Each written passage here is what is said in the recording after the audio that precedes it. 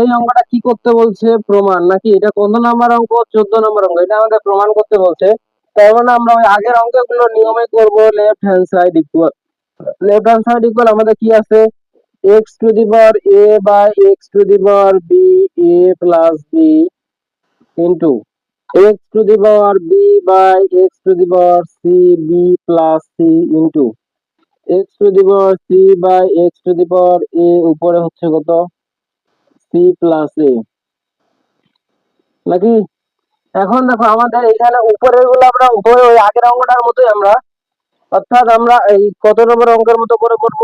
11 নম্বর অঙ্কের মতো করে আমরা উপরের গুলো উপরে গুণ করবো, নিচের গুলো নিচে গুণ করবো। যদি গুণ করি তাহলে উপরের গুলোটা উপরে কি হবে? এক্স। আমরা কি জানি? পাওয়ার পাওয়ারে কি হয়? গুণ।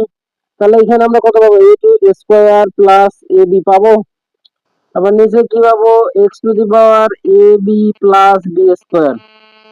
তোমরা একটু দেখো, গুণ করে দেখো।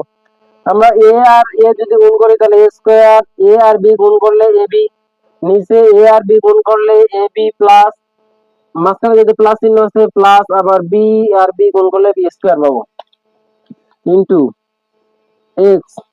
এবার দেখো বি আর বি যদি গুণ করি তাহলে আমরা কি পাবো? বি স্কোয়ার নাকি? প্লাস বিসি, নিচে পাবো x to the power b c plus c square. আবার x to the power c এর জন্য আমরা কি পাবো? C square plus c a. এটাকে আমরা সিও লিখতে পারি, এসিও লিখতে পারি। আবার এটাকে আমরা এক্স টু দি পাওয়ার কি লিখতে পারবো? C a plus E square লিখতে পারবো। আগের অঙ্কটার নিয়মে যদি আমরা উপরের গুলো উপরে যোগ করি, নিচের গুলো নিচে যোগ করে একটু ছোট করে নিই, তাহলে কি লিখতে পারবো? এস কমন নিলাম, তাহলে a square plus A B plus B square plus b c plus c square plus c a. আশা করি তোমরা এই পর্যন্ত বুঝতে পারছো। জাস্ট আমরা কি করছি, এখানকার এক্স একটা নিয়ে পাওয়ার গুলা যোগ করে দিছি। এরপর আমরা নিচে যে কাজটা করব এই একই কাজ, plus B square plus b c plus c square plus c a plus a square নাকি? এখন আমাদের কাজ কি? এখন দেখো এই লাইনটা তোমরা একটু মনোযোগ দিয়ে দেখবা, যেহেতু আমাদের এই লাইনটা একটু বড়, তার মানে মনোযোগ দিয়ে দেখবা। দেখো এইখানে আমরা কি লিখতে পারবো? এক্স একটা নিব, উপরে যা আছে সব লিখে নিব। তাহলে a square plus A B plus B square plus b c plus c square plus c. এই পর্যন্ত উপরের গুলা লেখা শেষ। এখন আমরা নিচের গুলা লিখবো নাকি? এই নিচের গুলাতে দেখো উপরে যেহেতু প্রত্যেকটার সামনে প্লাস আছে, তার মানে আমরা প্রত্যেকটার সামনে কি দিব? মাইনাস দিব। কেননা আমাদের এই যে সূত্র, a to the power m by a to the power n equal a to the power m minus n, এটা তো আমরা জানি।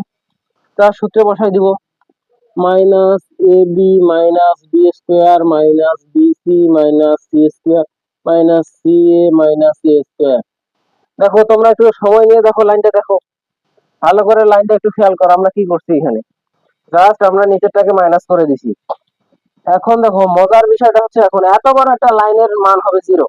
এই যে এ আর এই যে, দেখছো এখানে প্লাস এখানে মাইনাস, এরপরে প্লাস এ বি, খুঁজে দেখো তো মাইনাস এ বি আছে কিনা। B square plus B square minus আছে কিনা। B c plus b c minus c square plus c square minus c a plus c a minus. দেখো পুরাটা মান কত? আর কোনোটা কাটার বাকি আছে? যেহেতু কোনোটা কাটার বাকি নেই, তাহলে এক্স এর উপরে কত? জিরো। আর কোনো কিছুর উপরে জিরো থাকা মানে তার মান ওয়ান। আর তার মান ওয়ান মানে আমাদের রাইট রাইট হ্যান্ড সাইড। এই যে রাইট হ্যান্ড সাইড, তার মানে আমাদের অঙ্ক কি? প্রুফ। বুঝছো? তাহলে কি করছি, অঙ্কটা আরেকবার মন দিয়ে দেখো।